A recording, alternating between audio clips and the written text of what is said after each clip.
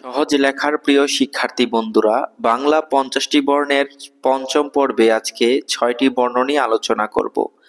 প্রথমে আমি লিখব ঢ। ঢ লেখার জন্য আপনাকে একটি পূর্ণমাত্রা দিয়ে মাত্রার বাম পাশ থেকে সোজা এইভাবে সুন্দর করে টান দিয়ে দুই দাগের মাঝ বরাবর উঠিয়ে এইভাবে আমরা গোল করে দিব। তাহলে আমাদের ঢ বর্ণটি খুব সুন্দরভাবেই হয়ে যাবে।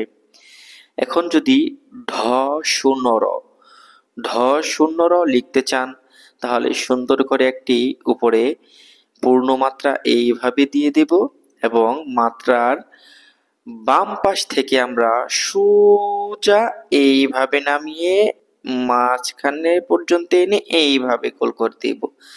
তাহলে আমাদের ঢ শূন্য র বর্ণটি সুন্দরভাবেই হয়ে যাবে। ট লেখার জন্য আপনাকে সুন্দর করে একটি ঢ লিখতে হবে। প্রথমে আগের নিয়মে একটি সুন্দর করে মাত্রা দিয়ে দেব এবং মাত্রার বাম পাশ থেকে প্রত্যেকটা বর্ণ খেয়াল করবেন, মাত্রার বাম পাশ থেকে সোজা নিচের দিকে টেনে দিয়ে এবং দুই দাগের মাঝ বরাবর এইভাবে এনে গোলাকৃতি করে দেব। এখন যদি আপনি সুন্দর করে যেইভাবে গোলাকৃতি করে দিলেন, ওই গোলাকৃতি বরাবর উপর থেকে এইভাবে একটা উড়ুনি দিয়ে দিলে আমাদের সুন্দর একটি ট বর্ণ হয়ে গেল। এই তিনটি বর্ণ প্রায় একই রকম দেখতে। অবশিষ্ট চ, ছ, দ।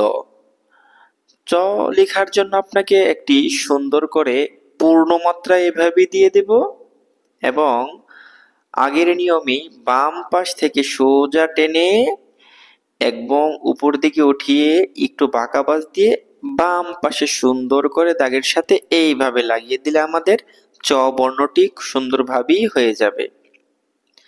ছ লেখার জন্য আপনাকে সুন্দর করে একটি পরিপূর্ণ চ লিখব, কিন্তু এই চটায় যেন ছোট হয়, ওই চর তুলনায় এই চটা যেন ছোট হয়। ছোট করে লিখে সুন্দর করে আমরা দাগের সাথে মিলিয়ে দিলাম এবং চয়ের যে কর্নারটা আছে, কর্নার থেকে সুন্দর গোলাকৃতি করে একটু টান দিয়ে এইভাবে আমরা লেজ দিয়ে দিব।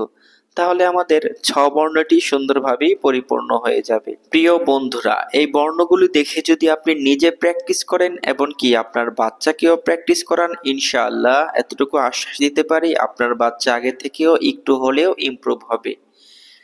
এখন লিখে দেখাবো দ। দ লেখার জন্য আপনাকে পূর্বের ন্যায় একটি সুন্দর করে পূর্ণমাত্রা দিয়ে মাত্রার বাম পাশ থেকে সোজা নিচের দাগ পর্যন্ত টেনে দেব, একটু বাঁকা বাঁশ দিয়ে উপরে উঠিয়ে হালকা কণা করে সোজা নামিয়ে ডান দিকে হেলিয়ে দিব। তাহলে আমাদের দ বর্ণটি সুন্দরভাবেই হয়ে যাবে। আজকে 6টা বর্ণ নিয়ে আপনাদের মাঝে আলোচনা করেছি। ঢ, ঢয় বিন্দু র, ট, চ, ছ, দ।